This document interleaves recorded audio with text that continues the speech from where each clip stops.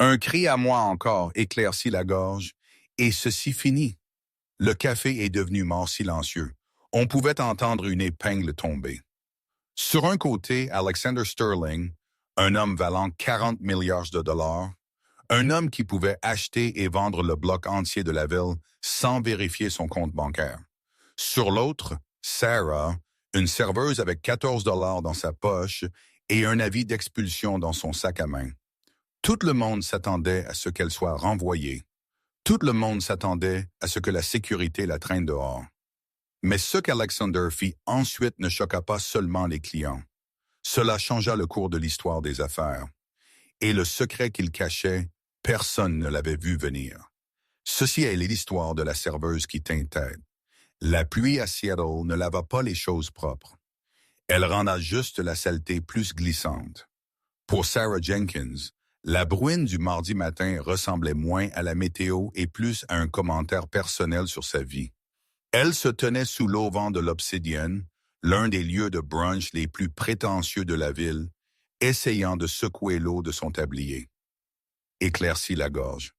À l'intérieur, sa poche vibra. Elle n'eut pas besoin de regarder l'écran pour savoir qui c'était. C'était la banque ou le propriétaire ou la compagnie de cartes de crédit. C'était la sainte trinité de son existence actuelle. Dette, désespoir et la demande incessante d'argent qu'elle n'avait pas. Sarah, table 4, a besoin d'une recharge de mimosa. Et la table 7 demande si les œufs sont de poules élevées en plein air ou juste élevés en pâturage.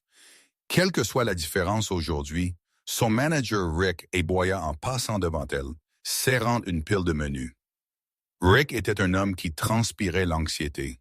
Il était terrifié par la clientèle, en grande partie parce que l'Obsidian n'était pas juste un restaurant.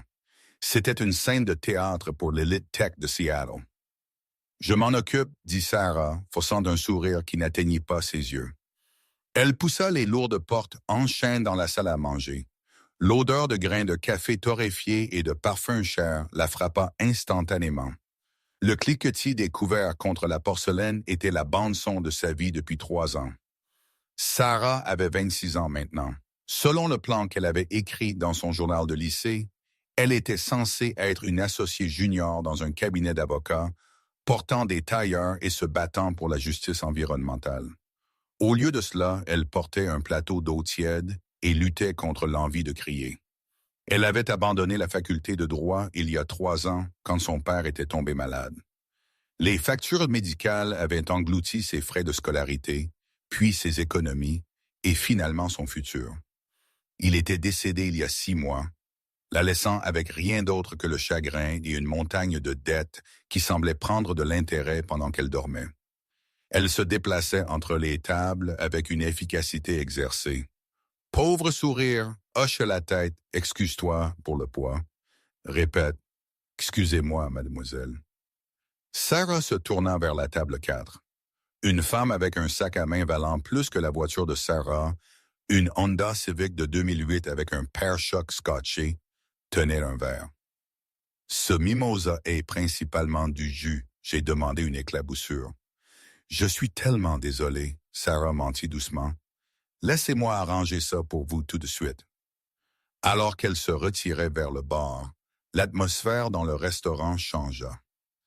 Ce n'était pas un son, c'était un changement de pression. Le bavardage aux tables près de l'entrée s'éteignit, remplacé par des chuchotements étouffés.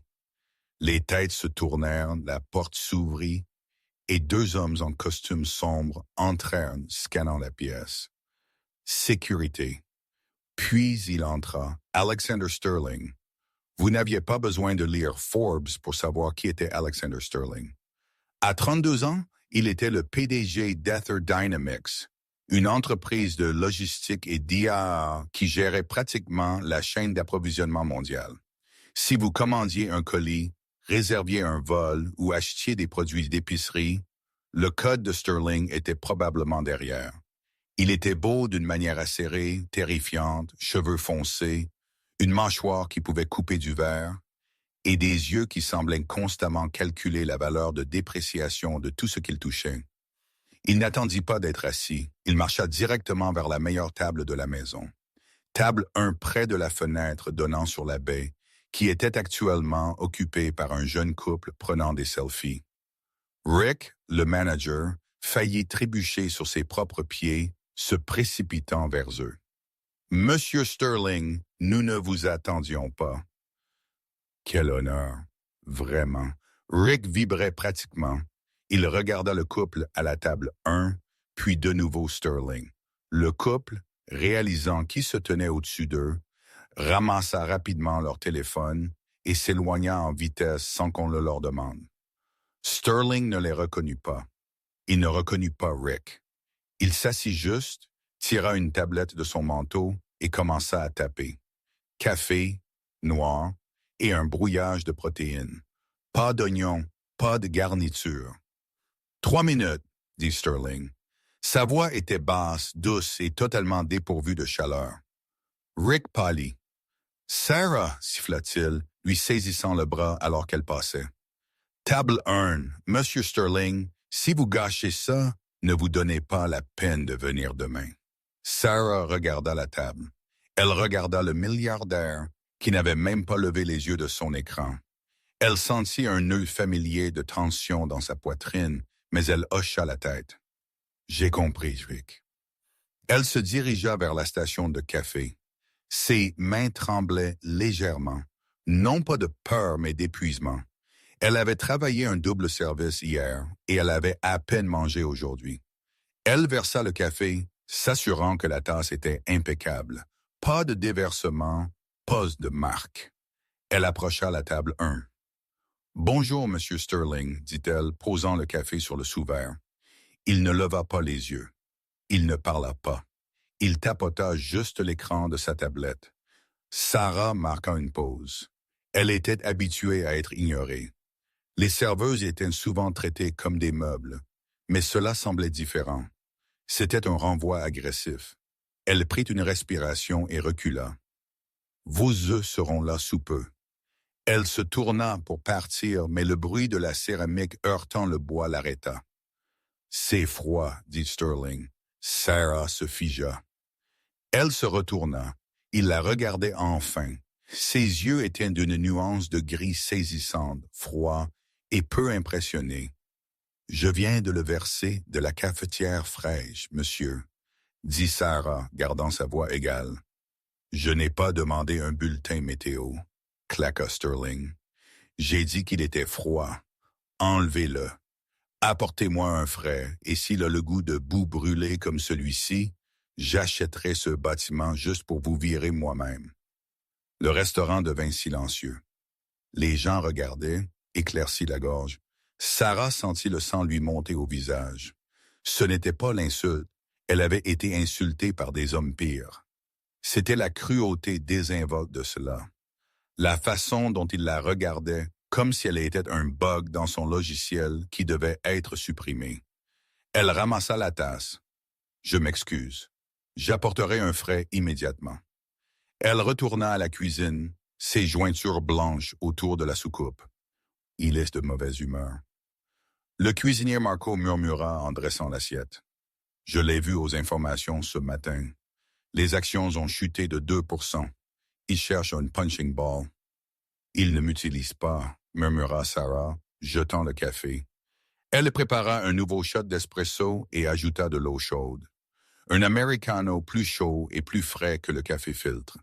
C'était le mieux qu'elle puisse faire. Elle ressortit. La tension dans la pièce était palpable. Tout le monde voulait voir ce que le milliardaire ferait ensuite. Elle posa la nouvelle tasse. « Tenez. » Sterling prit d'une gorgée. Il marqua une pause. Pendant une seconde, Sarah pensa que c'était bon. Puis il claqua la tasse si fort que le café déborda du bord et tacha la nappe blanche. « Êtes-vous incompétente? » Il éleva la voix. Ce n'était pas encore un cri, mais cela se projetait à travers la pièce silencieuse. J'ai dit « Café noir. Ceci a de la mousse. Ceci est un americano. Est-ce que j'ai l'air de vouloir un espresso dilué? Je veux un simple café noir. C'est trop complexe pour votre cerveau à gérer? » Sarah resta là. Elle sentit la chaleur monter dans son cou. Elle pensa à la vie d'expulsion. Elle pensa à son père qui avait travaillé manuellement toute sa vie et n'avait jamais traité une âme comme cet homme la traitait. Elle pensa aux 14 dollars dans son compte bancaire. Elle avait besoin de ce travail. Elle avait vraiment, vraiment besoin de ce travail. « Je suis désolé, monsieur, dit-elle, la voix tendue. Le café filtre est à la même température. Je vous ai fait un americano pour m'assurer qu'il était assez chaud. J'essayais d'aider. » « Je ne vous paie pas pour penser, » ricana Sterling, se penchant en arrière dans sa chaise. Il regarda son badge.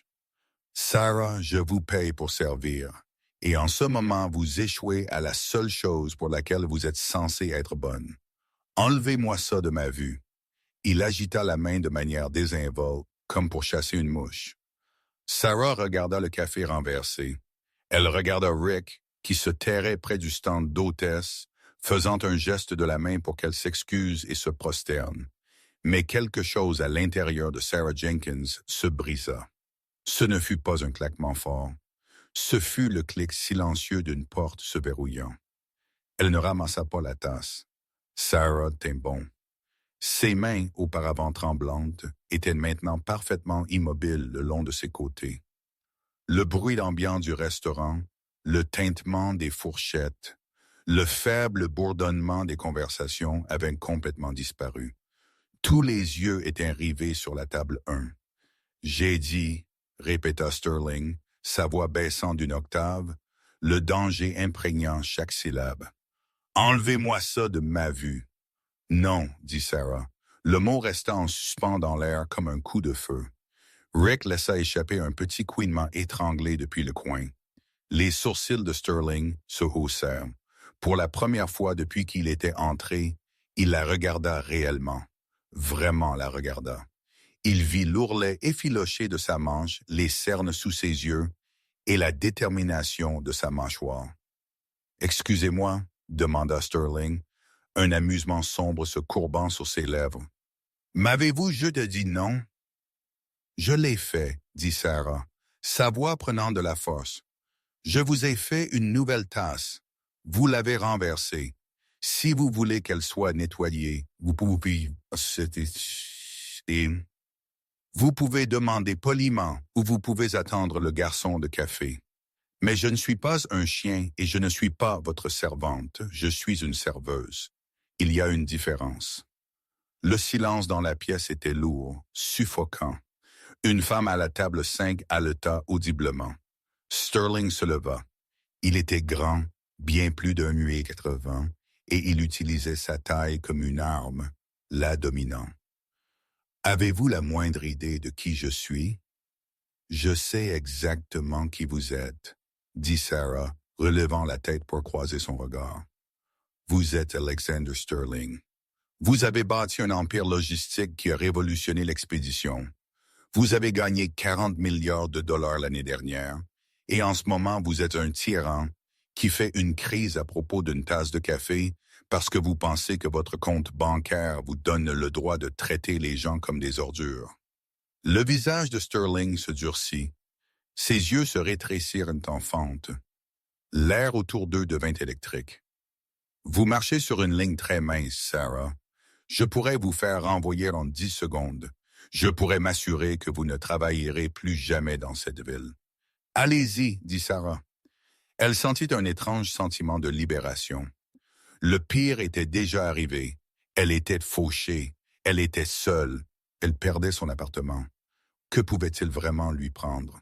« Feu, moi et puis, mais vous ne me parlerez pas comme ça. » Sterling s'approcha, envahissant son espace personnel. « Je parlerai comme je l'entends. Je suis le client, et vous n'êtes rien d'autre que cri à moi encore. » Sarah interrompit, sa voix basse mais traversant la tension comme une lame de rasoir. Et ceci finit. Sterling marqua une pause. Il semblait réellement confus. « Qu'est-ce qui finit ceci? » Elle fit un geste entre eux. « Le service, le respect, la tolérance pour votre comportement. Vous possédez peut-être cette ville, Monsieur Sterling, mais vous ne me possédez pas. Alors, je vous donne un avertissement. Criez à moi encore. Humiliez-moi une fois de plus, et je sors par cette porte, et vous pouvez vous servir vous-même. » Rick arriva en courant, pratiquement en hyperventilation. Monsieur Sterling, je suis tellement, tellement désolé. Elle est nouvelle. Elle fait une crise de nerfs. Éclaircit la gorge. Sarah, retournez à l'arrière. Vous êtes viré. Sortez. Sterling leva une main, faisant taire Rick instantanément. Il ne regarda pas le manager. Il garda ses yeux fixés sur Sarah. Pendant 10 longues et douloureuses secondes, personne ne bougea. Sterling étudia son visage, cherchant la peur, le regret. Il chercha la faille dans l'armure où la serveuse désespérée supplierait pour retrouver son emploi. Il ne la trouva pas. Au lieu de cela, une étrange expression traversa le visage d'Alexander Sterling. La colère sembla s'évanouir, remplacée par quelque chose d'indéchiffrable.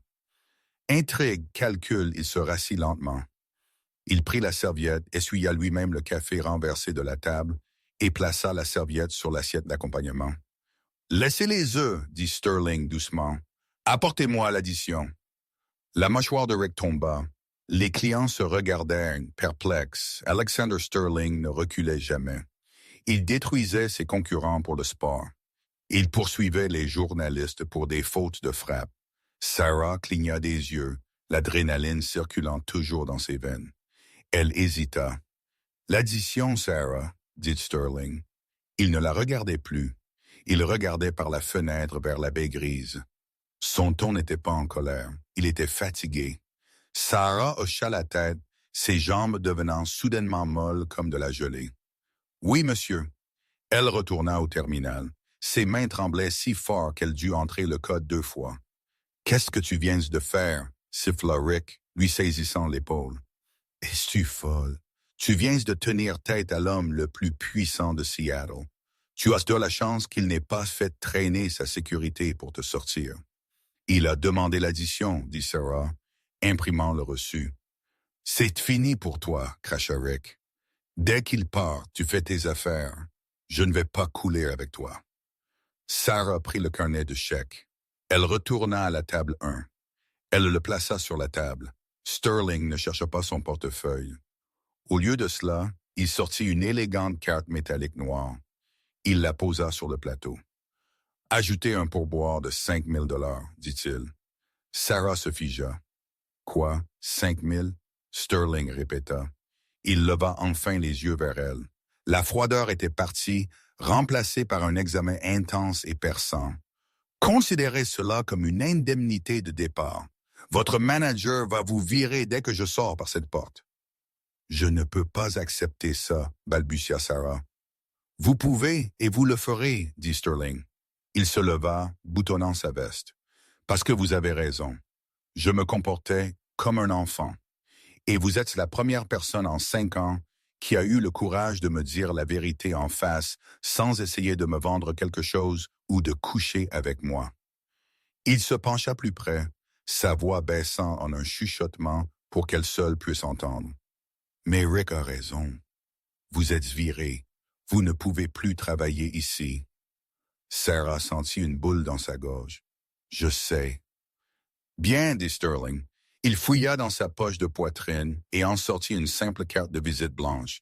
Il n'y avait pas de logo, pas de nom d'entreprise, juste un numéro de téléphone et un seul nom. « Lucas, appelez ce numéro à 9h00 demain, dit Sterling, lui pressant la carte dans la main. « Ne soyez pas en retard. »« Qu'est-ce que c'est? » demanda Sarah, regardant la carte. « Un test? » dit Sterling énigmatiquement. « Vous avez passé le premier tour. Voyons si vous survivez au second. » Il se retourna et sortit du restaurant, son équipe de sécurité le suivant. Le restaurant resta silencieux un battement de plus, puis les chuchotements explosèrent en un rugissement. Rick se précipita vers la table, arrachant le reçu de carte de crédit. « 5 000 $, hurla Rick. Il regarda Sarah avec un mélange de haine et de cupidité. « Tu l'as arnaqué, tu as joué la victime. » « J'ai fait mon travail, dit Sarah, défaisant son tablier. Elle le jeta sur la table 1. « Et vous l'avez entendu, Rick, je suis viré. » Elle attrapa son sac à main, la carte blanche lui brûlant la paume, et sortit par la porte d'entrée. Elle ne le savait pas encore, mais les 5 000 $ n'étaient pas un cadeau, et l'entretien d'embauche auquel elle venait d'être invitée n'était pas pour un poste dans son entreprise. Alexander Sterling ne l'avait pas pour boire parce qu'il l'aimait. Il l'avait pour boire parce qu'il avait besoin d'un leurre. Le lendemain matin, le ciel de Seattle était une échymose de violet et de gris, menaçant une tempête qui ne se brisa jamais vraiment. Sarah était assise sur le bord de son matelas, fixant la carte blanche. Luca, 555, 052. Il était 8h58. Son appartement était silencieux, à l'exception du bourdonnement du réfrigérateur qu'elle savait en train de mourir lentement. Sur la table gisait l'avis d'expulsion, un morceau de papier qui pesait plus que le bâtiment lui-même. Les 5 000 $ que Sterling lui avait donnés en pourboire étaient toujours en attente sur son compte bancaire, un fantôme numérique qui pourrait disparaître si elle faisait le mauvais mouvement. À 9 heures exactement, elle composa le numéro. Il sonna une fois. « Mademoiselle Jenkins », répondit une voix masculine, nette, efficace et dépourvue de curiosité. « Nous avons une voiture qui vous attend devant votre immeuble. Vous avez 3 minutes. » La ligne se coupa. Sarah se précipita à la fenêtre. Dans la rue, parmi l'asphalte défoncé et les berlines délavées de ses voisins, se trouvait un Lincoln Navigator noir aux vitres teintées. Il ressemblait à un vaisseau spatial garé dans une décharge. Elle enfila un blazer qu'elle avait acheté chez Goodwill pour des entretiens à la faculté de droit, un qu'elle n'avait jamais eu l'occasion d'utiliser, et dévala les escaliers. Le chauffeur ne parla pas. Il ouvrit simplement la porte et Sarah monta dans un intérieur en cuir qui sentait le nouvel argent et le désinfectant. Ils roulèrent en silence, quittant les trottoirs fissurés de son quartier pour les canyons de verre et d'acier du centre-ville de Seattle. Ils n'allèrent pas au quartier général d'Ether Dynamics. Au lieu de cela, la voiture s'engagea dans le garage souterrain d'un bâtiment en béton brutaliste anonyme dans le quartier financier. « Ascenseur jusqu'au 40e étage », dit le chauffeur. Sarah sortit, son cœur battant contre ses côtes. Elle avait l'impression de marcher dans un piège, mais le désespoir a une façon de faire taire les instincts de survie. Le 40e étage était un bureau à air ouverte, mais pas du genre animé.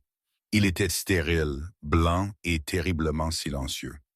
Un seul homme était assis à un grand bureau en verre au centre de la pièce. Il était plus âgé que Sterling, peut-être dans la cinquantaine, avec des cheveux poivre et sel et un costume qui semblait plus tranchant qu'un scalpel. « Sarah Jenkins », dit-il sans se lever. « Je suis Lucas, le conseiller personnel d'Alexander. »« Est-ce un entretien d'embauche ?» demanda Sarah, serrant la bandoulière de son sac à main. « D'une certaine manière. » Lucas fit glisser un épais document sur le bureau en verre. Ceci est un accord de non-divulgation. Il stipule que tout ce que vous voyez, entendez ou vivez dans les prochaines 48 heures ne quitte jamais cette pièce. Si vous le violez, vous serez redevable de dommages et intérêts s'élevant à plus de 10 millions de dollars, ce que, au vu de votre rapport de crédit, je suppose que vous n'avez pas. Sarah sentit un éclair de colère. « Vous avez fait un rapport de crédit sur moi? » « Nous savons tout, Sarah, » dit Lucas calmement. « Nous savons pour la dette médicale de votre père. Nous savons pour les prêts de la faculté de droit. Nous savons que vous avez 3 mois de retard sur le loyer. Nous savons que vous avez une boussole morale qui vous rend têtu, mais une situation financière qui vous rend vulnérable. » Il tendit un stylo. « Signez-le et nous pourrons discuter de la façon dont vous gagnez 100 000 $ dans les 3 prochains mois. » Le chiffre resta en suspens dans l'air. 100 000 $. C'était suffisant pour effacer la dette de son père. C'était suffisant pour terminer son diplôme. C'était la liberté. Sarah prit le stylo. Sa main plana au-dessus du papier. « Est-ce illégal? » « Non, » dit Lucas. « Mais c'est non conventionnel. » Elle signa. Lucas reprit le document et le plaça immédiatement dans une déchiqueteuse. Il ne le classa pas. Il détruisit la copie physique, se fiant probablement à un scan numérique qu'il avait déjà effectué. « Voici la situation, commença Lucas, croisant les mains. L'incident d'hier au café a été enregistré. Un client à la table 5 diffusait en direct. La vidéo a 4 millions de vues ce matin. L'estomac de Sarah se serra. Oh mon Dieu, le récit en ligne est défavorable à M. Sterling. Lucas continua.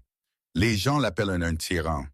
Le conseil d'administration d'Ether est déjà nerveux. Il cherchait une raison de le destituer de son poste de PDG, affirmant que son tempérament en faisait un fardeau.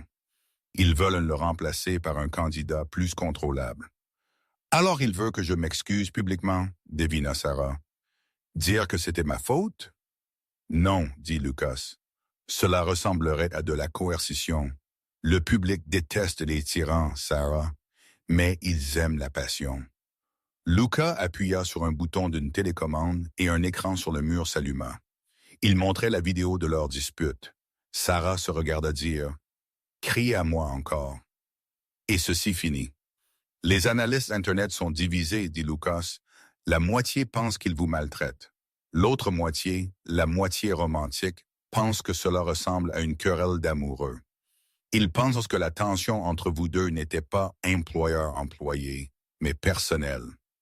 Lucas la regarda droit dans les yeux. Alexander a besoin que ce second récit soit la vérité. Il a besoin que vous soyez sa petite amie. Sarah rit. C'était un son sec et incrédule. Vous plaisantez, c'est l'intrigue d'un mauvais film. C'est une diversion stratégique, corrigea Lucas. Le conseil ne peut pas le virer pour un différend personnel avec une partenaire. Cela complique la position juridique de son licenciement. Si vous n'êtes qu'une serveuse sur laquelle il a crié, il est un fardeau. Si vous êtes la femme avec qui il a une relation tumultueuse, il est juste un homme ayant une mauvaise semaine. Cela lui achète 3 mois. C'est tout ce dont il a besoin pour finaliser l'acquisition de Vidian Tech. Une fois cet accord conclu, il aura la participation majoritaire et le conseil ne pourra plus le toucher.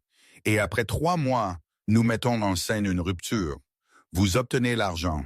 Vous disparaissez. Je ne peux pas jouer la comédie, dit Sarah, secouant la tête. Et je ne peux certainement pas faire semblant d'aimer un homme qui traite les gens comme de la saleté. Vous n'avez pas à l'aimer, dit Lucas. Vous avez juste à vous tenir à côté de lui et à avoir l'air d'être la seule personne au monde à pouvoir le gérer. Vous avez déjà prouvé que vous pouviez le faire hier. C'est pourquoi vous êtes ici. Sarah regarda par la fenêtre la ville grise en contrebas. Elle pensa aux tables qu'elle devrait nettoyer pendant les 10 prochaines années pour payer ses dettes. Elle pensa à l'humiliation de l'expulsion. 100 000 demanda-t-elle. Sans impôt? Lucas hocha la tête. Plus les dépenses. Vous vivrez dans son domaine. Vous serez habillé par son équipe. Vous serez, à toutes fins utiles, Mademoiselle Sarah Jenkins, future partenaire d'un milliardaire. J'ai des conditions, dit Sarah, sa voix se durcissant. Lucas haussa un sourcil. Vous n'êtes pas en position de négocier. Je suis la seule que la vidéo montre, rétorqua Sarah. Vous ne pouvez pas engager une actrice. Internet connaît mon visage maintenant. Ça doit être moi. Donc, condition 1, il ne me parle jamais comme il l'a fait hier. Condition 2, je reçois la moitié de l'argent d'avance, aujourd'hui. Lucas la fixa longuement. Un petit sourire, presque imperceptible, effleura ses lèvres. « Fait, dit-il. La voiture attend. Vous déménagez immédiatement. » Le domaine Sterling était moins une maison qu'une forteresse de solitude taillée dans les falaises de West Sato. C'était tout en angle vif, verre du sol au plafond et béton polifroid. C'était beau, à couper le souffle et totalement dépourvu de vie. Lorsque Sarah arriva, sa valise cabossée semblait comiquement déplacée dans le vaste foyer. « Ne vous installez pas confortablement. » Une voix résonna depuis le balcon au-dessus. Alexander Sterling descendit l'escalier flottant. Il ne portait pas le costume d'hier. Il était en jean foncé et pull en cachemire, ayant l'air faussement humain, mais ses yeux étaient tout aussi gardés. « Luca me dit que vous avez accepté l'accord, » dit Alexander, s'arrêtant à 3 marches du bas. Je suppose que l'argent était une motivation suffisante. L'argent aide, dit Sarah, refusant d'être intimidée par l'architecture ou l'homme, ou les filles. Mais surtout, je voulais juste voir si vous étiez aussi agréable tout le temps, ou si mardi était une occasion spéciale. La mâchoire d'Alexander se serra. Règle d'engagement, Sarah. Règle 1. À l'intérieur de cette maison, nous ne faisons pas semblant. Nous ne sommes pas amis. Nous sommes des partenaires commerciaux. Vous restez dans l'aile Est, je reste dans l'Ouest. Nous nous rencontrons pour le petit déjeuner et les apparitions programmées. Ça me va, dit Sarah. Règle 2, continua-t-il descendant au rez-de-chaussée. Vous ne parlez pas à la presse à moins que Lucas ne l'ait scénarisé. Vous ne postez pas sur les médias sociaux, vous n'appelez pas vos amis. Je n'ai pas beaucoup d'amis à appeler, murmura Sarah. Bien, l'isolement est plus sûr, dit Alexander. Il passa devant elle vers la cuisine. Venez, nous avons du travail à faire. Sarah le suivit dans une cuisine qui ressemblait à un laboratoire. Une équipe de 3 personnes attendait. Une styliste, une maquilleuse et un coach de posture. Vous ressemblez à une serveuse, dit Alexander la désignant. Si vous allez être la femme qui a dompté Alexander Sterling, vous devez avoir l'air de pouvoir ruiner sa vie. Pendant les 6 heures suivantes, Sarah fut piquée, sondée et mesurée. Ils teignirent ses cheveux d'une nuance plus riche de châtain. Ils ajustèrent des robes à sa silhouette jusqu'à ce qu'elle lui aille comme une seconde peau. Ils lui apprirent à marcher, non pas le pas pressé d'une serveuse, mais la démarche languide et volontaire d'une femme qui possède son temps. Pendant tout ce temps, Alexander était assis dans le coin, travaillant sur son ordinateur portable, levant occasionnellement les yeux pour offrir une critique. Trop de maquillage. Elle a l'air de trop forcer. Cette robe est trop révélatrice. Ce n'est pas un trophée, c'est une égale. Mettez-la dans le blazer structuré. C'était épuisant. À 20 heures hier, l'équipe était partie. Et Sarah se tenait dans la cuisine, vêtue d'une blouse en soie et d'un pantalon qui coûtait plus cher que la voiture de son père. Elle trouva Alexander fixant l'eau sombre du Puget Sound. « Pourquoi moi, demanda-t-elle. Il ne se retourna pas. « Je vous l'ai dit, la vidéo. »« Non, dit Sarah s'approchant. Vous auriez pu interpréter la vidéo différemment. Vous auriez pu me payer pour disparaître, m'amener dans votre maison, dans votre vie. C'est extrême, même pour un couple de pub. » Alexander se tourna, les lumières de la cuisine se reflétant dans ses yeux gris. Pendant une seconde, il sembla fatigué, pas seulement somnolent, mais las d'âme. « Il y a une fuite, dit-il doucement. Sarah manqua une pause. « Une fuite comme l'eau? »« Des données, dit Alexander. Des algorithmes propriétaires sensibles concernant notre logistique de drones sont vendus à un concurrent. Les seules personnes ayant accès sont mon conseil exécutif, mon cercle intime. »« Je ne comprends pas, dit Sarah. Qu'est-ce que cela a à voir avec moi? »« Parce qu'ils me connaissent, dit Alexander. Ils savent que je ne laisse personne entrer. Ils savent que je suis une machine. Si je fais soudainement entrer une femme dans ma vie, une femme qui me passionne, ils vous verront comme un point faible. » Il se dirigea vers le comptoir et se versa un verre d'eau. « Ils essaieront de vous approcher, Sarah. Ils penseront que vous êtes une serveuse naïve qui a eu de la chance. Ils essaieront de vous lier d'amitié, de vous soudoyer ou de vous manipuler pour obtenir des informations sur moi. Et quand ils le feront, vous les attraperez, termina Sarah, un frisson froid lui parcourant le dos. Je ne suis pas juste une petite amie, je suis un appât. Vous êtes un leurre, corrigea Alexander. J'ai besoin que tout le monde vous regarde pour qu'ils arrêtent de me regarder. Cela me donne la liberté de traquer le traître. Sarah sentit une vague d'indignation. Vous n'avez pas mis ça dans le contrat. Je vous le dis maintenant, dit Alexander. C'est dangereux, Sarah. Ce sont des hommes qui perdent des milliards si je réussis. Ils ne jouent pas fair play. Si vous voulez partir, faites-le maintenant. Gardez les 50 000. Je trouverai un autre moyen. Il posa le verre. C'était le même défi que le café. Puis, petite fille. Sarah pensa au danger, mais ensuite elle pensa à l'homme qui l'avait regardé avec un tel dédain hier. Elle réalisa quelque chose. Il était terrifié. Il était entouré de loups et il était complètement seul.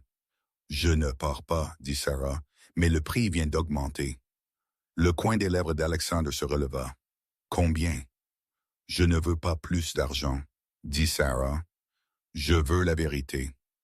Quand nous sommes seuls, vous répondez à mes questions. Pas de secret. Si je dois être un appât, je dois savoir ce que je fais traîner. » Alexander l'étudia. Il sembla peser le risque. « Accord, dit-il. Dormez bien. Demain, c'est le gala de Charity Heather. C'est à votre début. » Et Sarah? « Oui. Ne faites confiance à personne à cette fête. Pas même à ceux qui sourient. » Le gala de Charity Heather s'est tenu au musée de la culture pop. La pièce était un kaléidoscope de lumière néon, de champagne cher et des personnes les plus riches du Nord-Ouest Pacifique. Lorsque la limousine s'arrêta, les flashs des paparazzi étaient aveuglants. C'était un mur de lumière blanche. « Restez prêts, » murmura Alexander alors que la porte s'ouvrait. « Main sur mon bras. Souriez, mais ne souriez pas largement. Vous êtes ennuyé, rappelez-vous? Vous avez déjà vu tout ça avant. » Sarah sortit. Elle portait une robe bleu nuit qui drapait son dos comme de l'eau liquide. Elle se sentait exposée, mais emmurée. Elle prit le bras d'Alexander. Son biceps était tendu, dur comme la pierre. Alors qu'il marchait sur le tapis rouge, les questions leur étaient hurlées. « Alexander, est-ce la femme mystérieuse? Qui est-elle? Mademoiselle, est-il vrai que vous lui avez jeté un café au visage? » Alexander les ignora tous, la guidant à travers les portes dans le sanctuaire du lieu. À l'intérieur, l'atmosphère changea. Ce n'était pas chaotique, c'était prédateur. La pièce était remplie d'hommes en smoking et de femmes en diamants, tous regardant Alexander avec un mélange d'envie et de peur. « Souris, » murmura Alexander. « Cible à 2 heures. Robert Vance, mon CFO. » Un homme petit et corpulent, avec un sourire qui montrait trop de dents, les approcha. « Alexander! » Robert rugit, tendant une main. « Nous ne pensions pas que vous y arriveriez. Le stock a chuté hier. Je pensais que vous seriez collé aux terminaux. »« Fluctuation du marché, Robert, » dit Alexander doucement. « Rien que je ne puisse gérer. Je voudrais vous présenter Sarah. » Robert tourna ses yeux vers Sarah. C'étaient des yeux perçants, calculateurs. Il la regarda de haut en bas, non pas avec désir, mais avec évaluation, comme s'il évaluait un meuble. « La fameuse Sarah, » dit Robert, lui prenant la main. Sa paume était humide. « Vous avez fait sensation. Il n'est pas fréquent qu'Alexander laisse quelqu'un le distraire de la mission. »« Je ne suis pas une distraction, Robert, » dit Sarah, utilisant la voix qu'elle réservait aux clients ivres à 2 heures du matin. « Je suis la motivation. » La main d'Alexander se serra légèrement sur sa taille, un signe d'approbation. Robert rit, mais cela n'atteignit pas ses yeux. « Charmant. Eh bien, profitez de la nuit. Je suis sûr que ce sera éducatif. » Tandis que Robert s'éloignait, Alexander se pencha. « Il teste les os. Il pense que vous êtes une responsabilité. »« Il est visqueux, » murmura Sarah. « Il est brillant, compta Alexander. »« Et c'est le principal suspect. » La nuit passa. Sarah joua son rôle parfaitement. Elle rit aux bonnes blagues, sirota son champagne sans le boire et resta collée au bras d'Alexander. Mais vers 22 heures, Alexander fut entraîné par le maire de Seattle pour une séance photo. « Restez ici, » ordonna Alexander. « Ne vous écartez pas. » Il la laissa près de la sculpture de glace. Sarah prit une respiration, balayant la pièce du regard. Elle sentit le poids des regards sur elle. Être la partenaire d'un milliardaire n'était pas glamour. C'était isolant. « Vous avez l'air d'avoir besoin d'un vrai verre. » Sarah se retourna. Un homme se tenait à côté d'elle. Il était plus jeune que les autres, peut-être fin de la vingtaine, avec des cheveux blonds et un charmant sourire enfantin. Il tendit un verre de whisky. Je suis Victor, il éclaircit la gorge, dit. Je travaille en R&D. Je suis le type sur lequel Alexander crie quand les drones ne volent pas assez vite. Sarah hésita, puis prit le verre. Sarah, la fille sur laquelle Alexander crie quand le café n'est pas assez chaud. Victor rit. Cela semblait sincère. J'ai vu la vidéo. Vous êtes une légende dans la salle de pause. Personne ne parle au roi. Il n'est pas un roi, dit Sarah, récitant ses répliques. Il est juste incompris. Est-il? Victor s'approcha. Le bruit de la fête sembla s'estomper. Écoutez, Sarah, je serai honnête. Vous semblez gentille, trop gentille pour ce vivier de requins. Alexander, il brûle les gens. Il les utilise et les jette. Demandez à son dernier assistant ou à son cofondateur. Je peux me débrouiller, dit Sarah sur la défensive. Je suis sûr que vous le pouvez, dit Victor. Il baissa la voix. Mais vous devriez savoir dans quoi vous vous êtes lancé. Alexander ne protège pas seulement son entreprise. Il cache quelque chose. Il y a des rumeurs sur les protocoles éthiques dans le nouveau pilote IA. Il prend des raccourcis dangereux. Sarah ressentit une pointe de malaise. Pourquoi me dites-vous ça? Parce que je ne veux pas vous voir vous faire du mal quand le DOJ frappera à la porte, dit Victor. Il lui glissa une petite serviette pliée dans la main. Si jamais vous voulez connaître la vraie vérité sur l'homme avec qui vous couchez, appelez-moi. Je peux vous montrer les fichiers qu'il garde hors du serveur. Victor sourit à nouveau, lui tapota l'épaule et se fondit dans la foule. Sarah regarda la serviette. Il y avait un numéro griffonné dessus. Son cœur s'emballa. Était-ce ça? Victor était-il la fuite? Ou était-il un lanceur d'alerte essayant de la sauver? Elle regarda à travers la pièce. Alexander la regardait. Il n'écoutait pas le maire. Il la fixait, ses yeux intenses et illisibles. Il avait vu l'interaction. Elle se fraya un chemin jusqu'à lui. Qui éclaircit la gorge était-ce? Demanda Alexander, sa voix basse. Victor. De la R&D, dit Sarah. Alexander devint immobile. Nous n'avons pas de Victor en R&D. Sarah se figea. La serviette dans sa main sembla soudainement lui brûler. Quoi? Nous n'avons pas de Victor, répéta Alexander. Montrez-moi ce qu'il vous a donné. Sarah ouvrit sa main. Elle lui montra la serviette.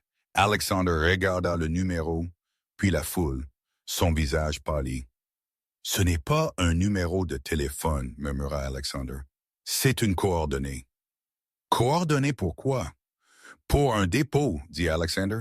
Il lui saisit le bras plus fort cette fois. Nous devons partir maintenant, madame Iman. Alexander, vous me faites mal, siffla Sarah. Sarah, écoutez-moi, dit Alexander. Et pour la première fois, elle entendit une peur véritable dans sa voix. Cet homme n'était pas un employé. C'était un messager du syndicat. Ils savent qui vous êtes et ils viennent de vous maquer. Maquez-moi? Il vous a touché l'épaule, dit Alexander, ses yeux scannant sa robe. Il vous a touché l'épaule? Oui, il m'a tapoté, Alexander jura violemment. Il attrapa un verre d'eau d'un serveur qui passait et l'éclaboussa sur l'épaule de Sarah. La soie bleue siffla. Une légère bouffée de fumée s'éleva du tissu là où la main de Victor avait reposé. Poison de contact, dit Alexander d'un ton sombre. Agis lentement, mais si ça touche votre peau, vous êtes à l'hôpital en 1 heure. Sarah fixa le tissu fumant, l'horreur l'envahissant. Ce n'était pas un jeu. Ce n'était pas de l'espionnage industriel. Elle a essayé de me tuer, balbutia-t-elle. Non, dit Alexander, la tirant vers la sortie, son équipe de sécurité les flanquant instantanément. Il a essayé de me prévenir. Il vient de me montrer qu'il peut vous atteindre quand il veut. Le jeu a changé, Sarah. Alors qu'il sortait dans l'air frais de la nuit, les caméras des paparazzi clignotèrent de nouveau. Mais cette fois, Sarah ne vit pas la lumière. Tout ce qu'elle pouvait voir, c'était le trou fumant dans sa robe et la réalisation qu'elle venait de vendre sa sécurité pour 5 000 $ et une fausse romance. « Dans la voiture !» cria Alexander. Sarah plongea dans la limousine. Alors que la porte se refermait, elle regarda Alexander. « Qui sont ces gens ?» cria-t-elle. Alexander la regarda, essuyant la sueur de son front. « Ce sont les gens qui ont tué mon père, dit-il, et maintenant ils connaissent votre nom. » Si, la limousine blindée dévalait le couloir de l'I-5. Les lumières de la ville de Seattle s'estompaient en un flou de rouge et blanc strié de pluie. À l'intérieur, le silence était plus fort que le moteur. Sarah tenait son épaule là où le tissu de sa robe s'était dissous. La peau en dessous était rouge et irritée mais intacte. « Où allons-nous » demanda Sarah, sa voix tremblant légèrement. « Une maison sûre » répondit Alexander. Il tapait furieusement sur un téléphone sécurisé, son visage éclairé par la lumière bleue dure de l'écran. « Le réseau est coupé. Les canaux de communication sont compromis. Nous allons dans l'obscurité. » « Alexander, arrête, » dit Sarah. Elle tendit la main et ferma physiquement son téléphone. Il leva les yeux flamboyants d'adrénaline et de fureur. « J'essaie de nous garder en vie, Sarah. »« Vous devez me dire la vérité, » dit-elle, sa voix stable malgré le chaos. « Pas la version PR, pas la version leur, la vérité réelle. Qui a tué votre père? Et pourquoi son avocat, votre avocat, Lucas, en sait-il tant? » Alexander se figea, la voiture heurta une bosse, mais il ne cligna pas des yeux. « Pourquoi mentionnez-vous Lucas? »« Parce que, » dit Sarah, son esprit revenant à la réunion du matin. « Quand j'ai signé le NDA, Lucas a dit « Nous savons tout. » Il a mentionné la dette médicale spécifique de mon père, le montant exact en dollars. Ce n'était pas sur un rapport de crédit standard, Alexander. C'était dans un dossier hospitalier privé. L'accès à cela nécessite un niveau d'autorisation qu'un avocat d'entreprise ne devrait pas avoir. Alexander la fixa. Les rouages de son esprit tournaient, grinçant contre la réalité qu'il avait acceptée pendant des années. « Lucas est avec moi depuis que je suis enfant, » dit Alexander doucement. « Il était le meilleur ami de mon père. Et l'homme qui a trahi César était aussi son meilleur ami, » conta Sarah. « Cet homme à la fête, Victor, il m'a donné des coordonnées, mais il a aussi dit « Demandez à son dernier assistant. » Qui était votre dernier assistant? Emily, dit Alexander. Elle est morte dans un accident de voiture il y a 3 ans. Eh bien, elle a été réduite au silence, murmura Sarah.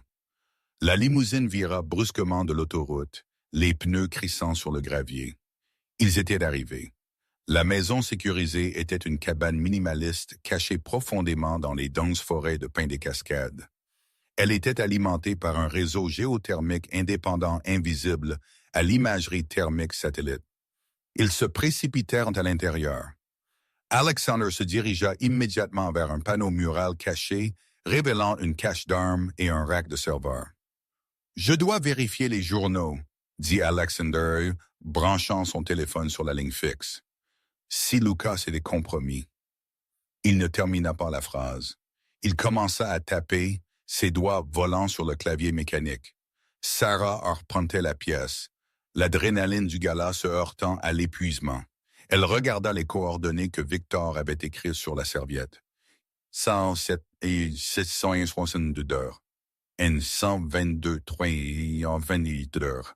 Beurre. Elle attrapa une carte papier sur l'étagère. Elle traça les lignes. « Alexander, dit-elle, ces coordonnées ne sont pas un point de dépôt. » « Que sont-elles? »« Elles sont l'emplacement de l'obsidienne, » dit-elle. « Le café. » Alexander arrêta de taper. Il se tourna lentement. « Pourquoi nous enverrait-il au café? » Soudain, les lumières de la cabine scintillèrent et s'éteignirent. Le bourdonnement des serveurs s'arrêta. L'obscurité totale les engloutit. « Ils nous ont trouvés, » murmura Alexander. « Baisse-toi. » Le verre éclata alors qu'une grenade étourdissante traversait la fenêtre avant. Boum! La pièce éclata en un flash aveuglant de lumière blanche et un rugissement assourdissant. Sarah fut projetée en arrière par-dessus le canapé, ses oreilles bourdonnant. À travers le sifflement aigu, elle entendit des bottes lourdes crisser sur le verre. « Sécurisez la cible, laissez la fille. » Sarah cligna des yeux, essayant de retrouver sa vision. Des viseurs laser rouges traversaient la fumée. Des hommes en tenue tactique envahirent la pièce. Alexander se battait. Il avait désarmé le premier intrus, utilisant son propre bâton contre lui avec une efficacité brutale. Mais il y en avait trop. Deux hommes le plaquèrent contre le mur, tandis qu'un troisième pointait un fusil sur sa poitrine. « Ça suffit, Alexander. » La voix était calme, familière. Une silhouette franchit la porte brisée, marchant sur les débris avec des chaussures de ville polies. Il ajusta sa cravate de soie. C'était Lucas. Sarah allaita, reculant jusqu'à ce que son dos frappe la cheminée. Lucas, cracha Alexander, du sang s'écoulant de sa lèvre. Vous m'avez vendu. J'ai sauvé l'entreprise, corrigea Lucas, son ton dépourvu d'émotion. Vous deveniez sentimental, Alexander. Vous avez refusé les contrats de défense. Vous avez refusé de laisser Ether évoluer. Le syndicat offre la stabilité. Il offre l'ordre et il paye très, très bien. Lucas se dirigea vers le rack de serveur. J'ai besoin de la clé de chiffrement pour le cœur logistique quantique. Je sais que vous la gardez sur un disque localisé. Donnez-la-moi et je ferai en sorte que votre mort ressemble à un tragique accident de ski. Refusez et je tue la fille en premier. Il se tourna et pointa un pistolet silencieux directement sur le front de Sarah. Sarah regarda l'arme. Puis elle regarda Alexander. Il se débattait contre ses geôliers, ses yeux grands ouverts de panique. « Ne le lui donnez pas !» cria Sarah. « Sarah, tais-toi !» rugit Alexander. Il regarda Lucas. « Laissez-la partir. Elle n'est personne. C'est une serveuse. » « Elle est une affaire non réglée. » Lucas haussa les épaules. « Et franchement, elle est agaçante. » Éclaircit la gorge. « Vous avez 3 secondes, Alexander. 1. » La détermination d'Alexander s'effondra. Il ne pouvait pas la regarder mourir. « D'accord, d'accord. C'est dans le coffre-fort au bureau principal. Scan biométrique seulement.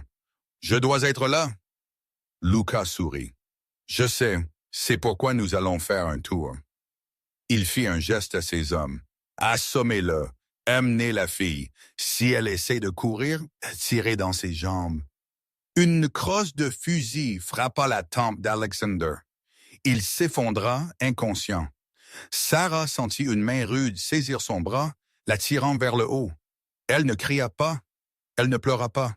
Son esprit s'emballait, rejouant chaque interaction qu'elle avait eue avec Alexander. Chaque commande qu'elle avait mémorisée au café, les coordonnées pointaient vers le café. Pourquoi? Alors qu'il la traînait sous la pluie, Sarah réalisa quelque chose. Victor ne lui avait pas donné un endroit où se cacher. Il lui avait donné l'emplacement de la sauvegarde. La clé n'était pas au bureau, ou elle n'était pas dans la cabine. Alexander Sterling, l'homme qui ne faisait confiance à personne, avait caché le code le plus dangereux du monde dans le seul endroit où personne ne regardait. Il l'avait caché à la vue de tous. Le quartier général d'Ether Dynamics était un monolithe de verre perçant le ciel nocturne. Le 50e étage était le sanctuaire d'Alexander, maintenant sa prison. Lucas était assis dans le fauteuil d'Alexander, les pieds sur le bureau. Alexander était attaché à une chaise au centre de la pièce, groggy et en sang. Sarah fut jetée au sol à côté de lui. « Réveillez-vous, belle au bois dormant », dit Lucas, tapant sur le bureau. « Le scanner biométrique est prêt. Ouvrez le disque. » Alexander leva la tête. Il regarda Sarah. « Je suis désolé, » murmura-t-il. « Ne vous excusez pas, » murmura Sarah. « Dites-moi juste, la machine à café. » Alexander fronça les sourcils, confus. « Quoi? » « La machine à espresso du café, » chuchota-t-elle d'urgence. « Celle que vous disiez faire du café froid. Vous tapiez sur votre tablette connectée au Wi-Fi du café ce matin-là. Vous ne travailliez pas. Vous téléchargiez. » Les yeux d'Alexander s'agrandirent d'une fraction. Elle avait compris. « Assez de chuchotement !» cria Lucas. Il se leva et s'approcha, appuyant le pistolet sur la tempe d'Alexander. « Ouvrez le fichier maintenant. »« Je ne peux pas, » dit Alexander. Ce n'est pas ici. Luca soupira. Ne me mentez pas. Le système dit que le fichier est verrouillé localement. Il est verrouillé localement, dit Alexander, un sourire narquois revenant sur son visage ensanglanté. Mais le serveur n'est pas dans ce bâtiment. Luca marqua une pause. Où est-il? C'est dans un endroit où vous ne mettriez jamais les pieds, Alexander éclaircit la gorge, dit, parce que vous ne mangez pas avec les roturiers. Le visage de Luca se tordit de rage. Il arma le chien du pistolet. Dites-moi où je peins le mur avec vos cervelles. Attendez, hurla Sarah. Elle se mit à genoux. Je sais où il est. Je peux l'obtenir pour vous. Luca tourna le pistolet vers elle. Vous? Il l'a téléchargé sur le système POS de l'Obsidian. Sarah mentit ou dit une demi-vérité. Je l'ai vu ce matin-là. Il synchronisait sa tablette à notre réseau. C'est pourquoi il était si en colère à propos du café. Il était distrait, attendant que la barre de téléchargement se termine. La clé de cryptage est sur le terminal du manager. Luca l'étudia. Il chercha le mensonge, mais Sarah Jenkins avait passé 5 ans à dire aux clients que la cuisine était juste en train de dresser quand le chef n'avait même pas commencé. C'était une professionnelle. Le café, marmonna Lucas. Malin, cachait l'IA la plus avancée du monde dans un grille-pain. Il attrapa Sarah par les cheveux. Vous venez avec moi. Si ce n'est pas là, vous mourrez là-bas. Il regarda ses mercenaires. Gardez Sterling ici. Si je n'appelle pas dans 20 minutes, jetez-le du balcon. Le trajet jusqu'à l'Obsidian fut un flou. Il était 3 heures du matin. Les rues étaient vides. Luca traîna Sarah jusqu'à la porte d'entrée du restaurant sombre. Il tira sur la serrure. Ils entrèrent en force. L'odeur familière de café éventé et de désinfectant frappa Sarah. Cela sentait la maison. « Montrez-moi », commanda Lucas, la poussant vers le comptoir principal. Sarah passa derrière le bar. Ses mains tremblaient, mais son esprit était d'une clarté cristalline. Elle regarda la machine à espresso, l'énorme machine italienne chromée qui sifflait et cognait toute la journée. « C'est sur le terminal », dit Sarah. « J'ai besoin du code du manager. »« Tapez-le », cria Lucas, pointant l'arme sur son dos. Sarah tapa 1, 2, 3, 4. L'écran s'alluma. « Allez dans les paramètres réseau », ordonna Lucas, s'approchant, sa cupidité le rendant négligent. « Où est le fichier ?»« Il est caché sous les journaux d'inventaire », dit Sarah. Elle navigua dans le menu. Elle ne cherchait pas un fichier. Elle cherchait un bouton spécifique. Système de dérogation, chasse à la vapeur. C'était une fonction de maintenance. Elle évacuait instantanément la pression de la chaudière pour éviter une explosion. Je ne le vois pas. Lucas siffla, se penchant sur le comptoir, observant le petit écran. « Regardez de plus près, » dit Sarah. Elle saisit la buse à vapeur de la machine à espresso, la buse de qualité industrielle utilisée pour faire mousser le lait à 200 degrés. Elle tourna le cadran au maximum.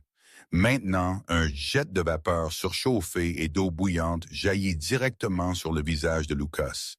Il hurla un son primaire, agonisant, et laissa tomber l'arme, serrant éclairci la gorge, ses yeux ébouillantés. Sarah n'hésita pas. Elle attrapa le lourd porte-filtre, un solide morceau de laiton et d'acier, et le balança avec toute la rage de 3 ans de salaire minimum. Crac! Il percuta la tempe de Luca. Il s'effondra au sol, inconscient. Sarah se précipita pour l'arme. Elle la ramassa, ses mains tremblant. Elle vérifia la chambre. Elle était chargée. Elle attrapa le téléphone du café et composa le 911. « J'ai besoin de la police à l'Obsidian », dit-elle, sa voix se brisant. « Et j'ai besoin d'unités à la tour Ether Dynamics. Agent au sol. Situation d'otage. » Elle raccrocha. Elle regarda Lucas. « Je vous l'ai dit, » murmura-t-elle à l'homme inconscient. « Criez-moi encore, » éclaircit la gorge. Et ceci finit. La police arriva en 3 minutes. Le raid sur la tour Ether prit 10. Quand l'équipe SWAT libéra Alexander, il ne demanda pas de médecin. Il demanda une voiture. Il trouva Sarah assise sur le trottoir devant le café, enveloppée dans une couverture de choc, regardant les ambulanciers charger Luca dans une ambulance. Alexander traversa le ruban de police. Les officiers essayèrent de l'arrêter, mais il leur lança un regard qui pouvait geler le magma et ils s'écartèrent. Il s'assit sur le trottoir à côté d'elle. Il ne dit rien pendant longtemps. « Vous l'avez frappé avec un porte-filtre ?» demanda Alexander, regardant la scène de crime. « Il n'a pas laissé de pourboire, » dit Sarah, un petit sourire fatigué flottant sur ses lèvres. Alexander rit. C'était un son rouillé, comme un moteur qui n'avait pas été allumé depuis des années. Il tendit la main et prit la sienne. Ses doigts étaient meurtris, mais sa poigne était chaude. « Le fichier n'était pas sur le terminal, n'est-ce pas? » demanda-t-il. « Non, » dit Sarah. « Où est-il vraiment? »« C'est sur le jukebox, » dit Alexander pointant à l'intérieur. « Piste sept, tout le monde veut diriger le monde. » Sarah secoua la tête. « Vous êtes ridicule. »« Je suis au chômage, » corrigea Alexander. « J'ai démissionné il y a 10 minutes. » Sarah le regarda. « Vous éclairci la gorge, avez abandonné l'entreprise. »« J'ai abandonné le titre de PDG, » dit Alexander. « Je possède toujours la majorité des actions, mais je dissous les contrats de défense. Je rends l'IA logistique open source. Personne ne peut la voler si tout le monde la possède. Le syndicat perd son levier. « Et que ferez-vous? » demanda Sarah. « Vous n'avez pas de travail. »« Je pensais investir dans un restaurant, » dit Alexander. « J'entends que le café est terrible, mais la gestion a du potentiel. » Il la regarda et pour la première fois, il n'y avait pas de calcul dans ses yeux, juste de l'admiration. « J'ai besoin d'un partenaire, Sarah. Un vrai. Quelqu'un qui n'a pas peur de me dire quand je suis un idiot. Quelqu'un qui peut gérer les requins. » Sarah regarda les lumières clignotantes sur des voitures de police. Elle regarda le café où elle avait passé 3 ans de sa vie à se sentir invisible. « J'ai des conditions, » dit Sarah. Alexander sourit. « Nommez-les. »« 1. Pas de cris, énuméra-t-elle. 2. Je finis mon diplôme de droit, vous payez pour ça. »« Fait. »« 3. dit Sarah, lui serrant la main. « Vous apprenez à faire votre propre putain de coin. » Alexander Sterling, l'ancien roi de Seattle, posa sa tête sur l'épaule de la serveuse.